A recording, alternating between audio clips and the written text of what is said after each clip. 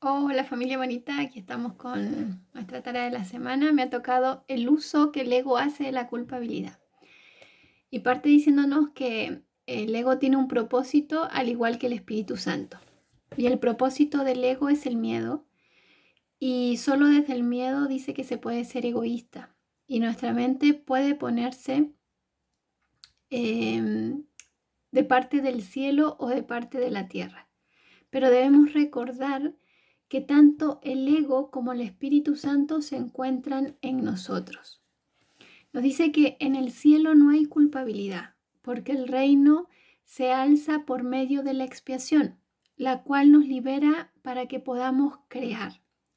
Cuando el Espíritu Santo deshace lo que hemos hecho, se restaura el residuo bendito. Y nos dice eh, que el residuo bendito en realidad eh, cuando estamos desde ese sentir, es incapaz de producir culpa y solo puede producir una dicha y felicidad. Lo bendito es invulnerable al ego. El ego es el símbolo de separación y por lo tanto de culpabilidad. Y la culpabilidad es el símbolo de ataque contra Dios. Nos recuerda que el problema de la autoridad se basaba en el concepto de usurpar el poder de Dios. El ego cree que eso es lo que nosotros hicimos, porque cree que somos el ego. Por lo tanto, si nos identificamos con el ego, nos dice que no podemos sino percibirnos a nosotros mismos como culpables, ¿cierto? Ya que el ego cree que nosotros somos él. Y al sentirnos culpables, también tememos a ser castigados.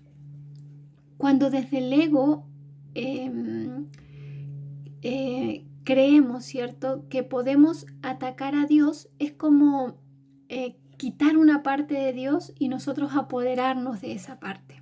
Y es ahí, dice, donde se genera este miedo a las represalias externas, ya que es tanto la culpa que sentimos, ¿cierto?, de haberle arrebatado eso a Dios, que lo proyectamos en otros. Todo lo que aceptamos en nuestra mente se vuelve real para nosotros. Si aceptamos al ego, se volverá una realidad.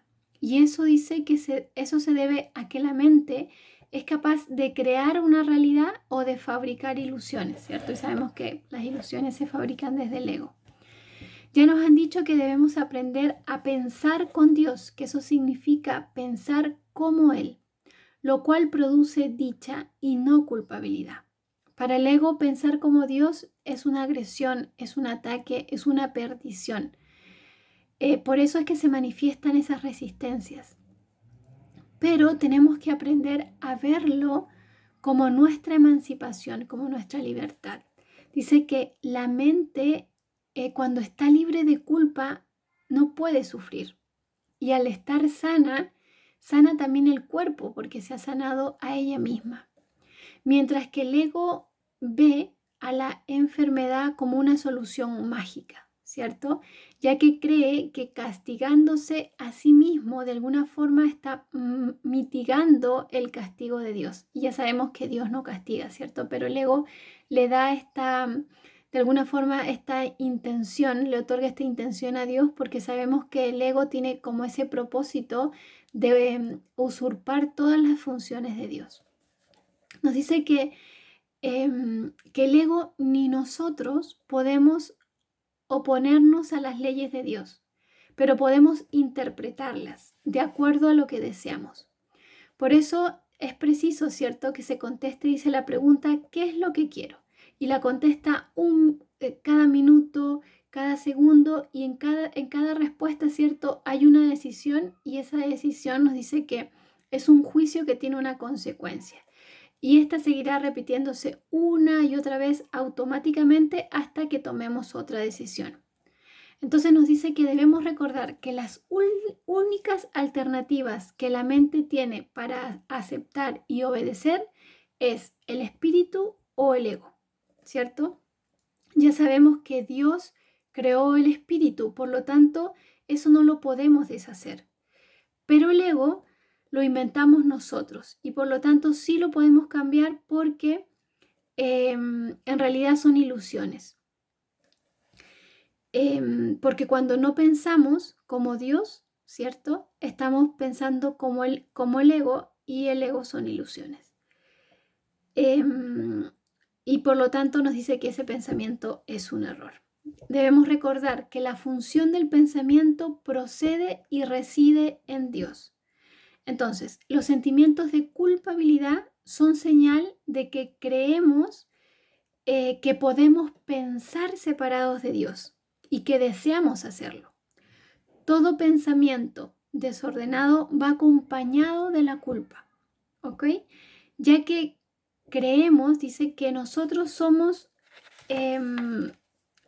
los responsables de ordenar nuestro propio pensamiento, ¿cierto? Y cuando nos sentimos responsables de eso, nos dice que es un error, porque sin darnos cuenta estamos aceptando esa responsabilidad y estamos reaccionando de una forma irresponsable, ¿ok? Y con eso nos dice de que en realidad la única responsabilidad que tenemos nosotros como obradores de milagros es aceptar la expiación.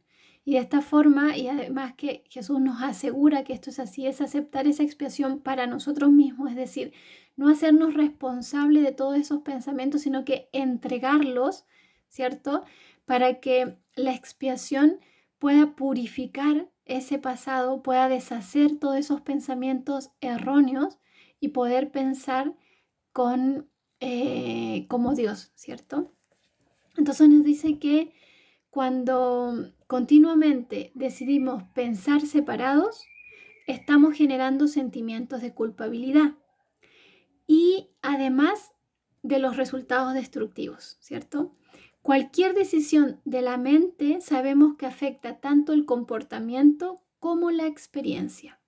Nuestra mente forja nuestro futuro y se devolverá, dice, a la creación plena en cualquier momento si primero aceptamos la expiación, porque de esa manera dice que renunciamos a ese pensamiento desordenado y de esa forma la correcta ordenación del pensamiento se hace evidente. Es decir, creo que todos ya hemos estado aplicando lo que es la expiación y cómo el entregar esos pensamientos, esos sentimientos, todas situaciones nos hacen cambiar la percepción y, y corregir aquello que ese pensamiento erróneo que nos aleja obviamente del Espíritu Santo y que ya sabemos que se genera desde este ego. Así que familia, espero les haya aportado, les mando un beso y un abrazo gigante, nos vemos el domingo.